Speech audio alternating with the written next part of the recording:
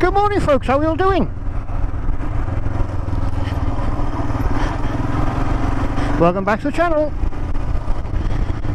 Right, today as you can see we're out on Brian. Brian doesn't get used that much, to be fair. Mostly he's been used for commuting and the odd little trip to the shops. So, day off, had a couple of hours to spare. Let's take Brian for a little run, and while I'm at it, make a video. Why not?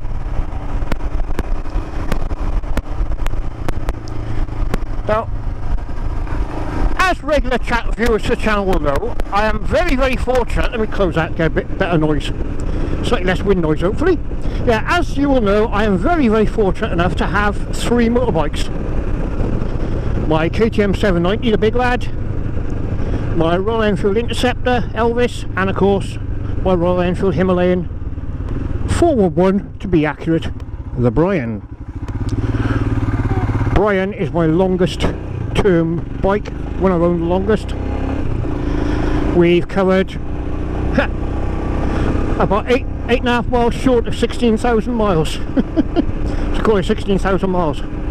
Although when I bought him, he had just under 500 miles on him because he was the ex-demo from M&P's in Cardiff. And in those 3 years I've used him in all weathers. I've tried a little bit of off-roading, green laning. I rode him on my charity event rattling around Wales, which was 500 miles circumnavigating Wales over a weekend. And he's been absolutely brilliant, can't fault him. No major issues at all, never really let me down by niggling little faults like dead batteries and stuff, which can happen to anybody in any vehicle. These things happen. He's had his issues. Some of the parts that were used to build him were not what you call top quality, but then they're not a top quality price bike to buy anyway. You know, you get a brand new one for I think less than 5k at the moment because of the 450 coming out. Yeah, I do love my little Brian, brilliant bike, does everything I want him to. And the great thing about him, being slightly underpowered at 24.5 horses and weighing around 200 kilos with my fat lump on it, you can thrash the living daylights out of him everywhere you go. Highly unlikely you're going to get nicked for speeding. If you are, I think it'd be more of a badge of honour. You know, there's 125s out there that'll run rings around Brian on speed and performance. That's not what I bought him for. What I bought Brian for is runs like I'm doing today, back lanes and back and forth to work, and originally for off-roading. Now obviously, now I own the KTM is my off-roader. Although to be fair, I haven't done as much off-roading as I would have liked. And that's down to me, nobody else. Not down to the bike, not down to anything other than me not putting enough effort in. Entirely my fault. Now Elvis I bought because it was an opportunity arose at very short notice. I've always fancied having a retro looking bike. I actually wanted a Continental GT, but after some thought I decided the GT is probably not what I want to live with every day. And due to the fact that this one is quite low on power, my KTM has been modified for off-roading. I didn't really have a bike suitable for carrying pillions. And I do like to take my grandson out now and then, and of course my niece Gromit. She hadn't been able to go out for a while due to health issues, and also my grandson depends when I'm available, and he's available because he's still in school. So Elvis fitted the bill perfectly. Ideal bike for carrying a pillion, retro style, great bike to ride around and enjoy in the nice weather, which is what I wanted him for.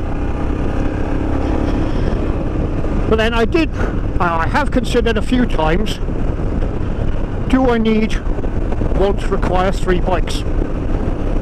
Yes, I want them, I want more. Can I afford more? No. No, definitely not. Do I need 3 bikes? No, not really. If I'm 100% honest. So, if I was to sell a bike, which one would have to go? Well, unfortunately, it'd have to be the Brian. Because he's the one I've owned the longest, he's the one who owes me the least amount of money. And he's the one who obviously got the highest mileage, got the least purposes now, other than as a commuter, winter hack, call it what you will. Both the other bikes can do the same job. So the consideration is, should I sell Brian? Don't want to. I could definitely do with the money.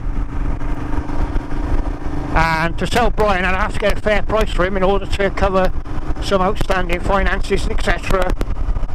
And leave me with a couple of quid in my pocket. Would be nice. Not much. So in all honesty, if I wanted to sell Brian, and if you were interested, you would be looking at a very, very healthy price for him. Considerably more than he's actually worth.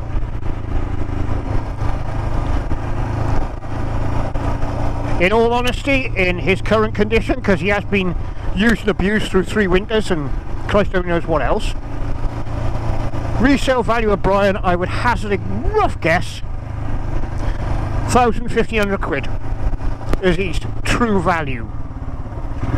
How much would I want for him? Well over double. I would have to be looking at somewhere between 3 and 4k if I was to sell him. Now, if you really want to spend 3 to 4k on this bike, knowing the condition he's in, knowing the mileage he's got, get in touch. I won't be checking my emails in too much of a rush for that one. But yeah, in all seriousness, for me to part with Brian, I would have to put a price of £3,000 to £4,000 on him. I'd have to work out an exact price of what I would need, but that's the kind of money you'll be looking at. Now, realistically, you can buy a brand new one for less than 5. Brand new bike with 2 or 3 years warranty, whatever they come with nowadays. And because it's the 411 and not the 450, there's plenty of deals available, especially down at M&P's in Cardiff, who are Royal Enfield dealers.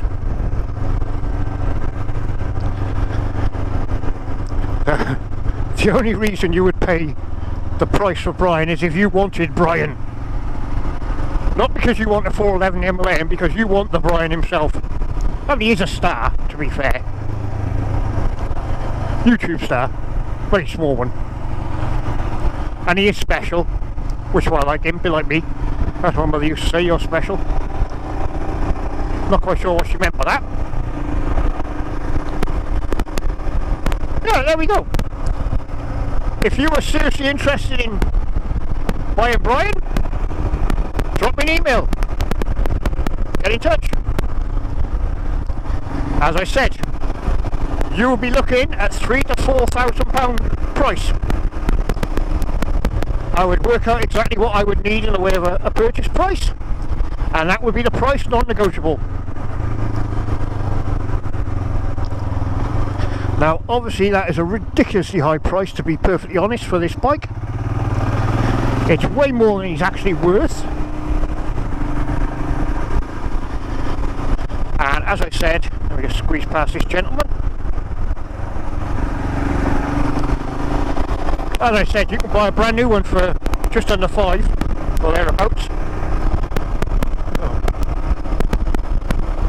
Again, I'll repeat, I will not hold my breath and be checking my emails in too much of a rush. Please don't waste my time with stupid offers and emails just to mess me about.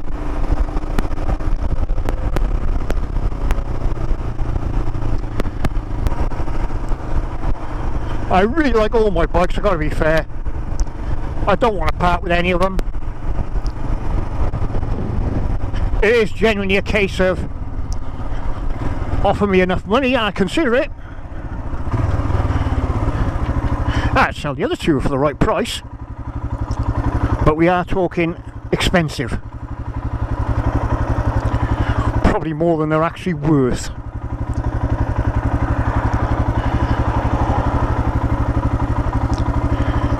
Sorry, just watching the lights. A guesstimate, and it is only a guesstimate. If you wanted to buy the KTM, you're probably looking about £9,000 to £10,000 as he stands. Because obviously I have to clear any outstanding finance on the bikes. If you wanted to buy Elvis, my Interceptor, you'd be looking somewhere around £5,000. Again, I've got to clear all the finances and stuff on them. And again, none of my bikes are worth the asking price. That is the simple truth. I'm not daft, I'm not stupid, I'm not trying to rip people off or anything, I'm just stating a fact. None of my bikes are worth the asking price. And the asking price is there because I have to clear the outstanding finance, so I'm in a position to replace the bike. That's the way it goes. Now, if you are interested, like I say, get in touch through the email.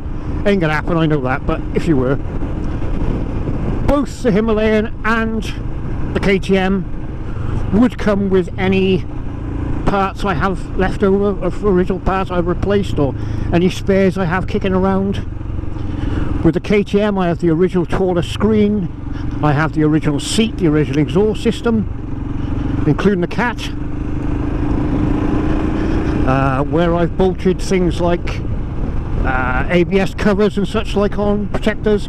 I have the original bolts and things. All that would come with the bike. The little pannier bags, no, because Mrs. Grumps bought me and they don't go with it. And nor does the sat-nav prep. I'd have to have that back, or at least one of the sat-nav preps. I'd have to look into that.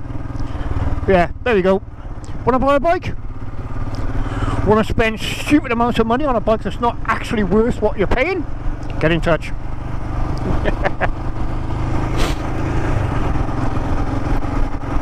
In the meantime, I'm going to take Brian on a little bit of a long-winded ride home, get home for some lunch, because I have something important matters to deal with this afternoon, so I have to be home for that. And I'm enjoying a very autumnal day, albeit it's very warm. Now according to Brian it's 16 degrees, I think you'll find it's more like 12 to 13. What a beautiful day.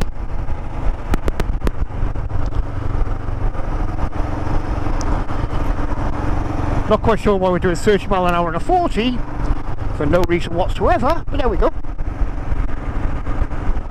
Okay, I'm off, babbled enough. Be talking conkers, as I do. Folks, whatever you're doing, please be safe, ride safe and have fun.